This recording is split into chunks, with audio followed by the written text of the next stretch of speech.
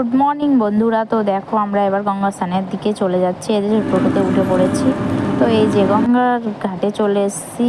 এবার আমরা স্নান করব, স্নান করে আবার তোমাদের সামনে আসবো। দেখো ঘাটটা কি সুন্দর। দেখো এই যে রেডি হয়ে পুজো দিতে চলে আসলাম। এই যে 1 বছর পরে কীটেশ্বরী মন্দিরে এসেছি পুজো দিতে। এই দেখো আমার লুক, কারণ আমি ভিডিও করতে পারিনি অনেক তাড়াহুড়োর মধ্যে। তো পুজো দিয়ে এই যে চলে আসলাম। এবার আমি আবার একটু পরে বেরোবো, চেঞ্জ করে ফেললাম।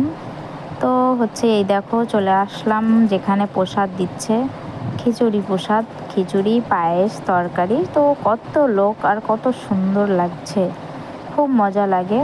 কারণ হচ্ছে দেখতে আর ভালো লাগে, ঠাকুরের প্রসাদ সবাই খায়।